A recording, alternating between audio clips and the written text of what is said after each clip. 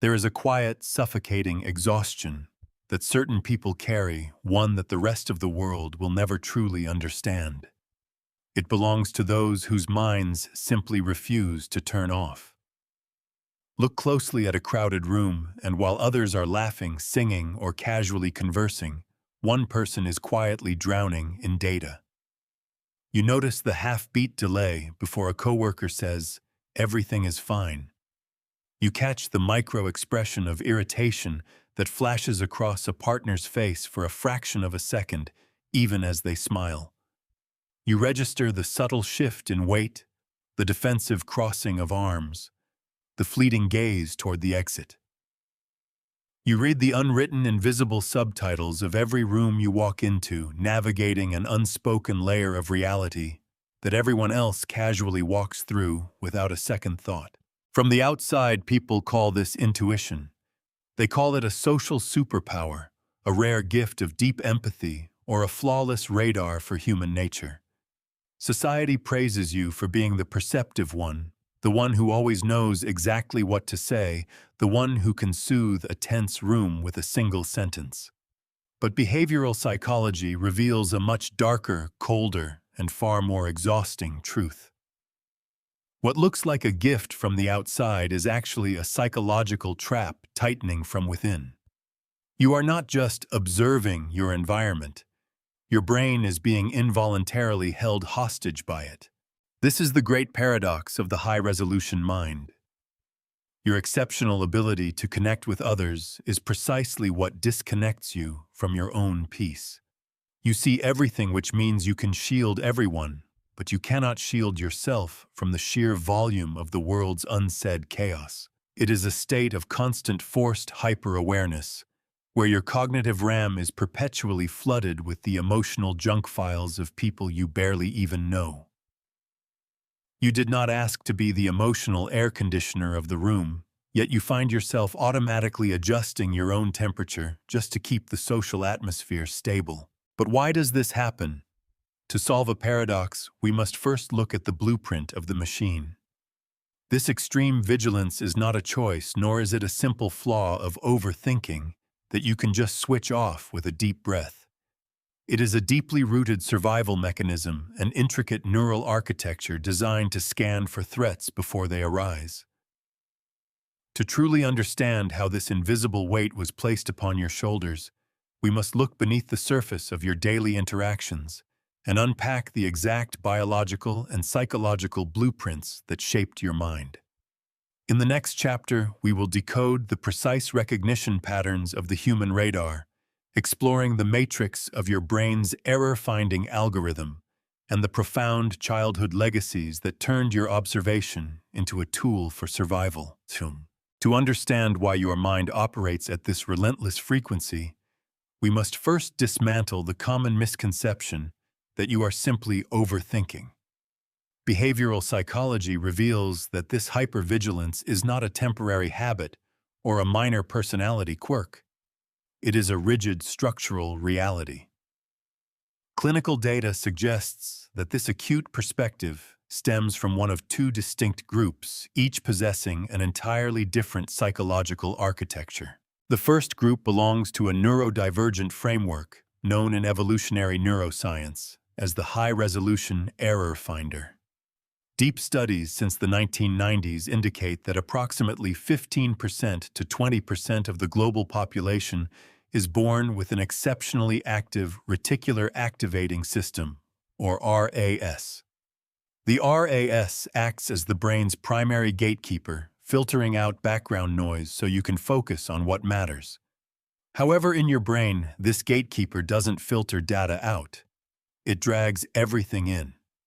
It functions like an automated matrix algorithm, specifically optimized to detect incongruence. When you enter a space, your RAS does not scan for comfort or joy. It scans for cracks in the social fabric. If a coworker greets you with an enthusiastic, "I'm so glad you're here," your brain processes the micro-stiffness in their jaw and the slight restriction in their breathing within a thousandth of a second. The algorithm immediately flags this mismatch between outward performance and inward reality as a system error. This triggers a cascade of neurotransmitters that force your conscious mind into an analytical overdrive, trying to solve an unprompted psychological equation. What are they hiding? Why are they performing? The second group, however, carries a legacy that is born not from biology, but from survival. Clinical psychology classifies this as the profound after-effect of parentification, a traumatic structural inversion, where a child is forced to act as the emotional caretaker for their own parents. If you grew up in an environment where the adults around you were emotionally fragile, volatile, unpredictable, or immature, your radar was forged out of necessity. You did not learn to observe the world out of curiosity. You learned to observe to stay safe. It went far beyond hyper-vigilance against physical harm. It became an operational responsibility. You scanned the heavy air of the hallway to determine if your mother was depressed so you could play the miniature therapist. You read the micro-tensions in your father's posture to know exactly when to step in as the peacemaker before an argument shattered the household. You were never permitted the luxury of a careless, innocent childhood. You were conditioned to be the emotional air conditioner for an entire family system. Decades pass, you leave that house, but the survival radar remains embedded in your bloodstream, transforming you into an adult who automatically absorbs, manages, and sanitizes the emotional chaos of every room you inhabit. When your brain operates with this level of continuous sensory intake, it manifests in 5 definitive agonizing patterns that define your daily existence. The first pattern is the exhaustion of watching subtitles before the sound. It feels exactly like sitting in a malfunctioning cinema where the text appears on screen a few seconds before the actor delivers the line. You already possess the complete truth of an interaction, turning the actual conversation into a tedious, suffocating wait for the script to catch up. For instance, when you ask a colleague a simple question about a weekend project, your radar captures the subtle tightening of their shoulders, the fleeting downward glance, and the microscopic catch in their breath before they even speak. The subtitle appears instantly in your mind. They want to say no, but because social etiquette strictly forbids you from interrupting and saying, "I know you're lying, let it go," you are forced to stand there. You must hold a polite artificial smile for 10 painful seconds while they clumsily perform their socially acceptable excuse. Living steps ahead of the script, knowing you are being managed or lied to while playing the role of the oblivious observer, is a deeply alienating experience. The second pattern is the toxic ingestion of second-hand emotional smoke.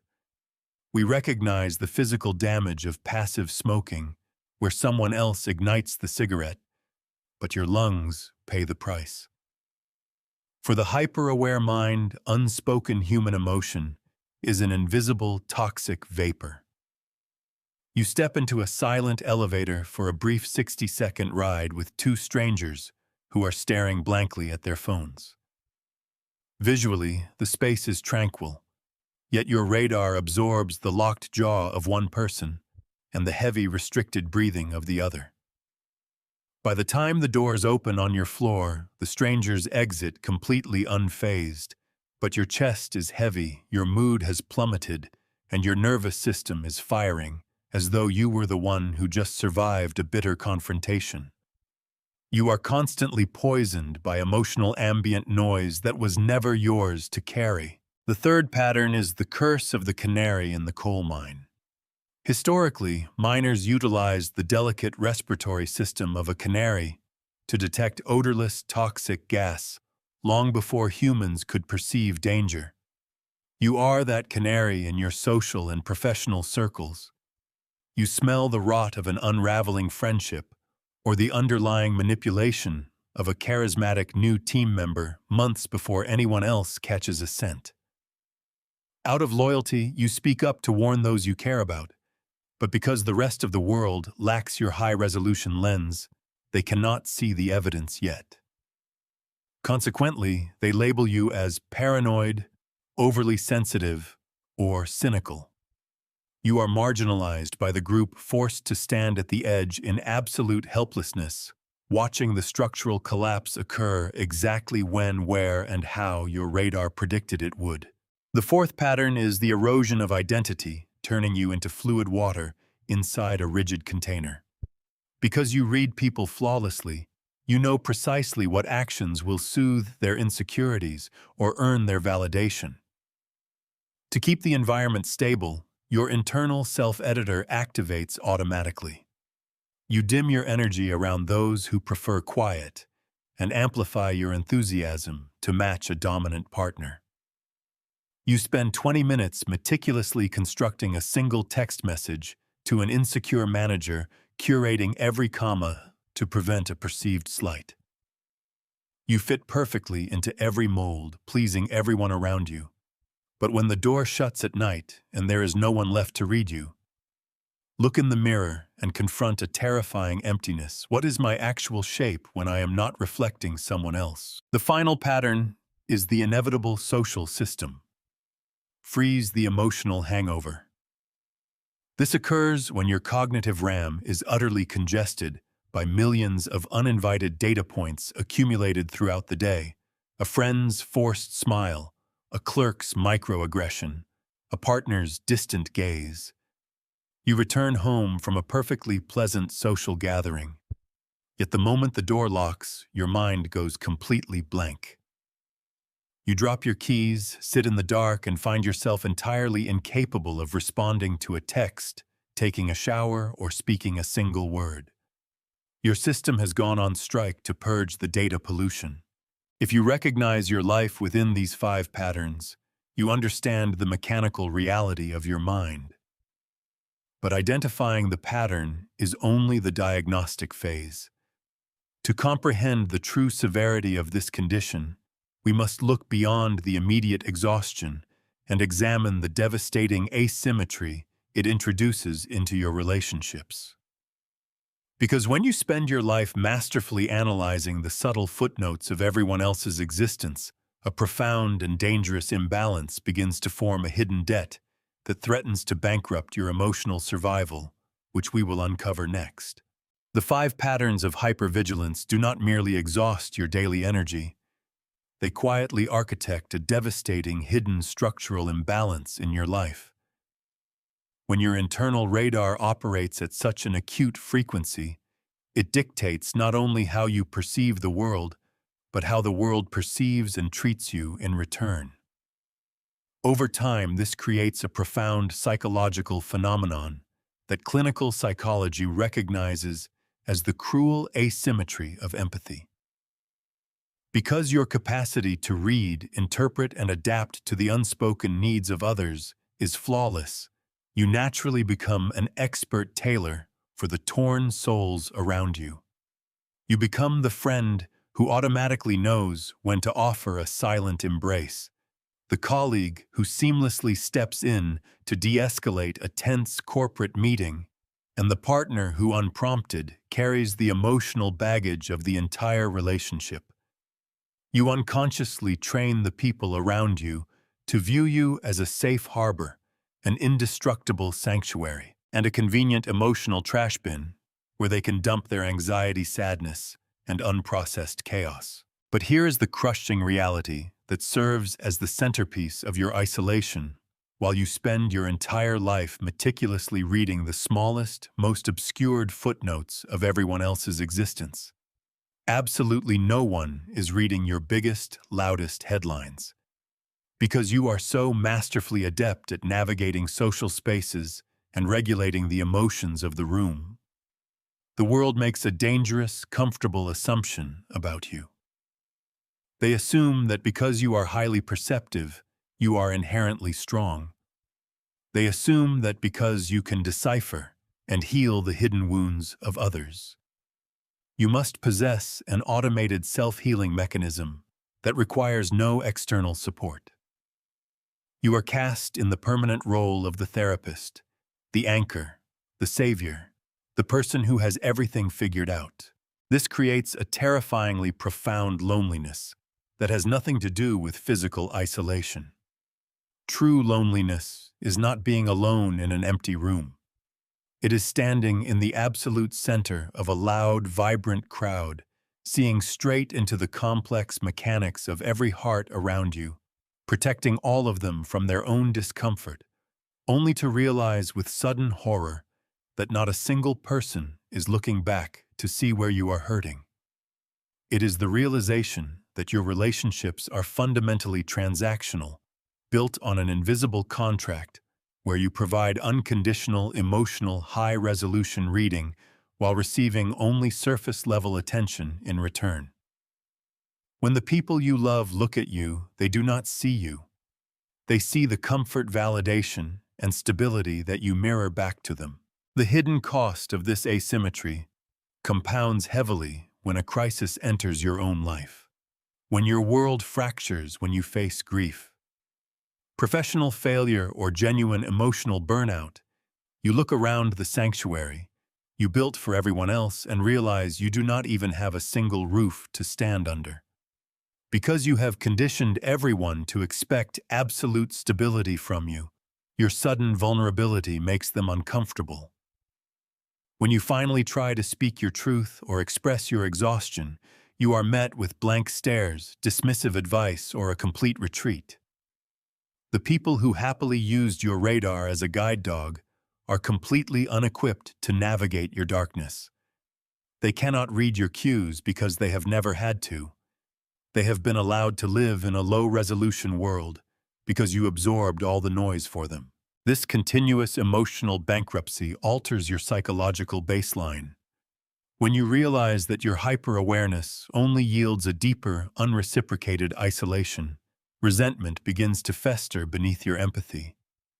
You continue to notice every micro-expression, every shift in tone, and every hidden motive, but instead of responding with gentle care, you begin to take it in with a growing sense of bitterness. The radar, which was once your tool for connection and survival, morphs into a tool of silent torture. You begin to resent your friends for their oblivion, your partner for their emotional laziness, and your colleagues for their basic superficiality. Yet you feel deeply guilty for this resentment, because you believe that as an empathetic person, you should be above such small, bitter feelings. You are trapped in a secondary psychological prison, punished by what you see, isolated by what you carry, and condemned by your own mind for hating the weight of the cage. This emotional gridlock eventually forces a severe identity crisis, when you are constantly digesting the nonverbal noise of an unstable world. Your internal sense of authority completely dissolves. You become so hyper-focused on preventing external conflict and managing the emotional climate of your surroundings that you lose the capacity to identify your own authentic desires, boundaries, and needs. Your entire psychological structure becomes entirely reactive, existing solely in relation to what others are feeling. If the room is tense, you are tense. If your partner is distant, your sense of self-worth plummets. You have bartered away your originality, your raw edges, and your intrinsic innocence in exchange for a fragile, temporary sense of safety in other people's eyes. You are a master of reading everyone else's map, but you have become completely hopelessly lost on your own terrain. The ultimate tragedy of the human radar is that this immense crushing investment of your life force is fundamentally unsustainable. Your nervous system cannot indefinitely withstand the taxation of living a few seconds ahead of every conversation, absorbing second-hand emotional smoke, and acting as a social canary. The system freezes will become more frequent, the emotional hangovers more paralyzing, and the loneliness more suffocating. You cannot continue to sew the torn souls of this world using the threads of your own sanity, without eventually unraveling completely. This brings us to the ultimate turning point of your journey. To survive this high-resolution existence, you must recognize that your current strategy of continuous intervention and self-sacrifice is failing. The solution, however, does not lie in a desperate, impossible attempt to blind your radar or force your brain to stop noticing the world. You cannot unsee the subtitles, nor can you filter out the emotional smoke through sheer willpower. The transformation requires an entirely different psychological execution. It demands that you alter the structural pathway between what your mind observes and how your soul responds. To reclaim your original shape from the containers of this world, we must transition from the diagnostic pain of your hidden costs into the actionable, redemptive framework of true psychological boundary, building a process of profound reframing that will finally convert your existential burden into an anchored, sovereign power. The resolution of your exhaustion does not require an impossible cure to make you notice less. Just as you cannot demand someone with exceptional hearing to suddenly stop detecting sound, the ultimate goal of psychological mastery is not to blind your high-resolution lens. Your radar is an immutable part of your neural architecture. It is here to stay. The true transformation lies entirely in changing how you respond to what has already entered your mind. You must learn to structurally separate the act of observation from the instinct of intervention. To achieve this, you must first activate the skill of cutting the cord. The next time you step into an environment and your radar sounds the alarm, catching a coworker's hidden frustration or a partner's unspoken insecurity, resist the deep generational urge to fix it. Acknowledge the data point calmly in your mind. They are struggling, and let the process stop right there. You do not need to invent a joke to soften the heavy atmosphere. You do not need to pull them aside to act as their unpaid therapist. You must grant other people the dignity of their own bad moods, allowing them to be an emotional mess without demanding that you play the savior. The second crucial skill is accepting the broken things that do not belong to your story. Hyper-vigilant individuals often carry an unconscious, arrogant illusion of control. If I do not worry, everything will fall apart. Because you can foresee the emotional wreckage miles ahead, you mistakenly believe you are legally responsible for stopping the train. If you see through the deception of a toxic person flirting with your close friend, warn her honestly exactly once and then step back. If she brushes your radar aside and chooses to stay in that toxic loop, you must let her walk through the broken glass. Sometimes a person's ultimate growth requires them to hit the bottom of their own choices. Your true job is not to jump into the mud to pull them out. Your job is to stand firmly on the shore, protecting your own energy, and only reach out a hand if they genuinely call for rescue. When you begin to release these nameless burdens, a quiet, profound reframing takes place. Your radar does not disappear, but it entirely changes direction.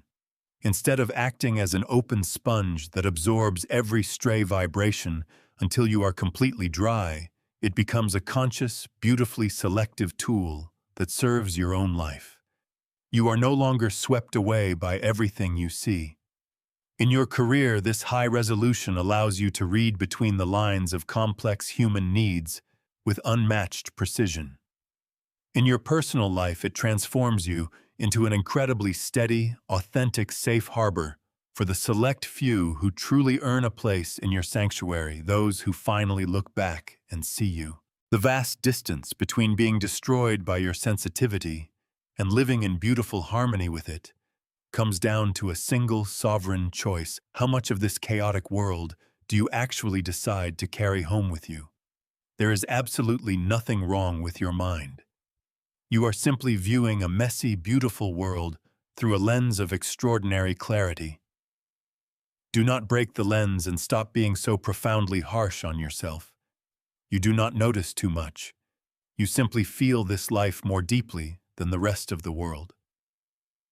Balance the radar, honor your boundaries, and finally allow your brilliant, hyper-aware soul to rest in peace.